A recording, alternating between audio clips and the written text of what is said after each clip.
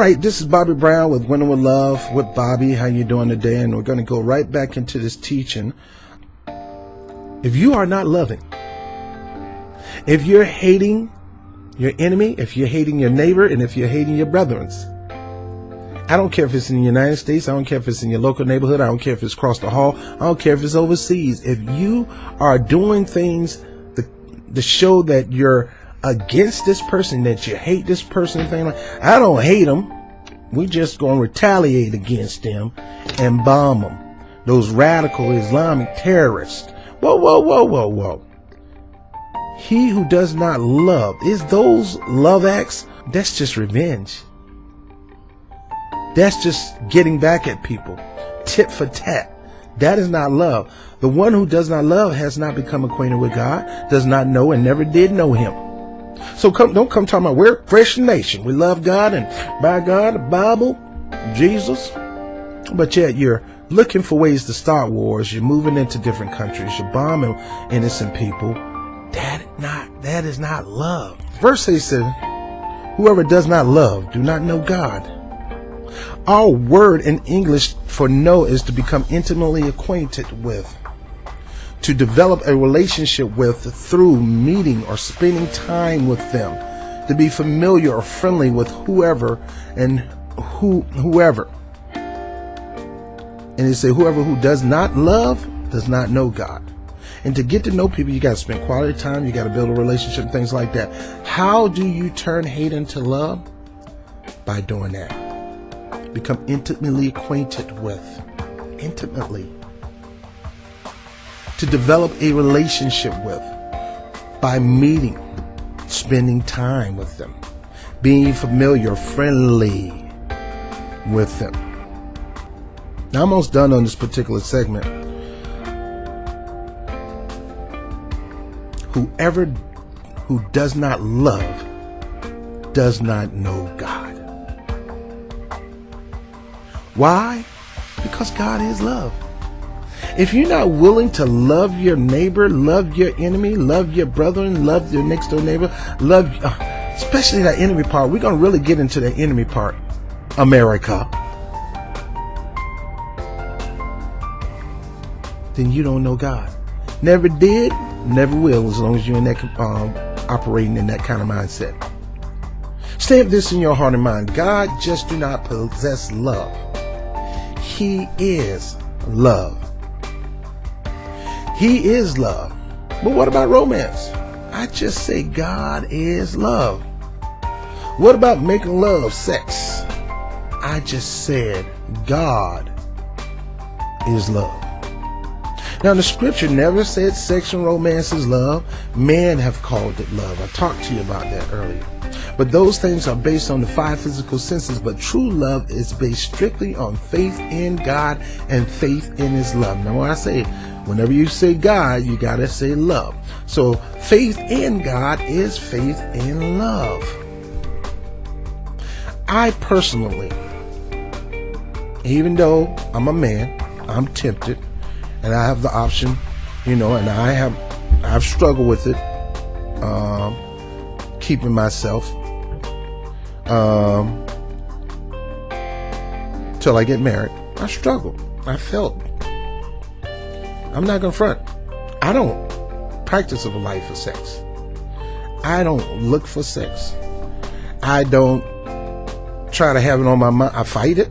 It comes across my mind. Don't get me wrong, boy. But being a single man, I try, because of love, I don't practice sex. I don't look to have sex with women when I date them. I'm looking for the love of God in a woman. Am I attracted to them? You doggone right. Do I see the features of a woman? You doggone right. Do my mind want to go there? You doggone right. Have my mind going there? Yes, and I had to stop it because my body was about to go there too.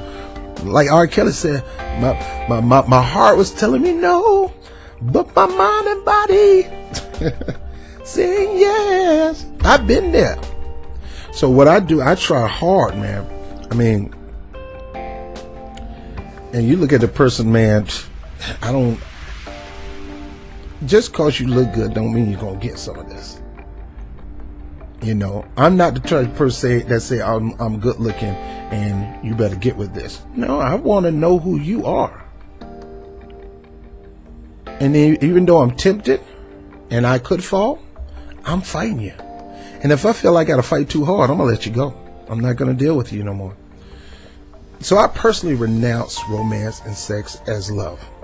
I don't call that love. I call that romantic intimacy and sexual intimacy. I personally renounced it. I call it just what it is. Sexual intimacy and emotional intimacy. You ain't got to love nobody to have that. You can romance somebody and not really truly love them with the love of God. You can have sex. You can do all those things and not have no concept of the love of God. The concept of agape.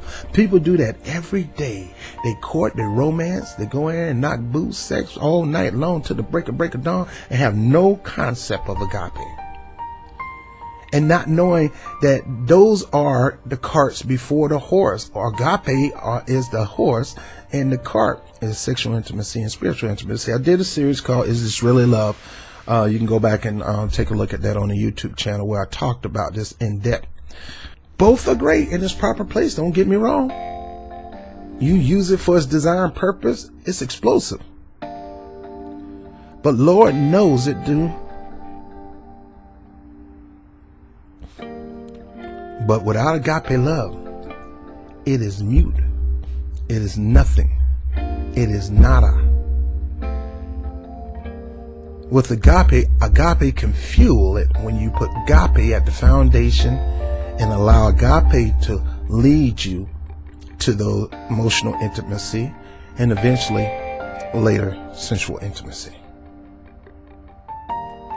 God is the only one true love.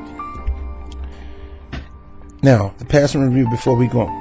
Always remember that whenever you say God bless or God and we trust and God we trust, something like that, you got to say and love. Love, bless, and marry, and love we trust. We got to get an idea that when we invoke God in this country, we're invoking love in this country. You know how the Republicans say, God first, country second, family third. Don't get it out of order. Or God, family, and country. Well, you got to say love, family, and country. Because without love, your family is not great and your country will never be great. Love has to be the factor. And love requires certain things from you. Love thyself. Love the Lord thy God with all your heart, all your mind, and all your soul. Love your neighbor. Love yourself. Love your brethren. And love your enemies. We're going to go deep dive into this stuff. America will never be great when it's not doing these things. When it's shying from doing this thing, you got to check yourself before you wreck yourself. Love, if you're not operating in it, and you're not, if this country don't begin to rally around loving our brothers, loving our neighbors, and loving our enemies. When I say loving our brothers, those are the people in the United States. When I say loving our neighbors, those are countries in the world community, whether they are part of, regardless of what country they're from, regardless of what mindset, regardless of what teaching, regardless of what religion they worship, extreme or not, those are our neighbors. And then those who on purpose try to attack us, our enemies. God said, love your neighbors, love your brothers, love your enemies. And we're going to dig deep dive, because as long as the United States are doing everything but loving their enemies, we'll never be great again. Oh, you think we're supposed to be weak? Let me tell you something. Only a weak person retaliates every time they get attacked. America's the biggest bully right now in the world. We bully everybody. And we got the nerves to call them the terrorists when we go and terrorize them and their families. You realize up to this day, right now, recently, there was a bombing that happened, killing 10 people. Innocent people. And we call that love. Anyway, I'm Robert Brown. Winning with Love with Bobby. Talk to you soon.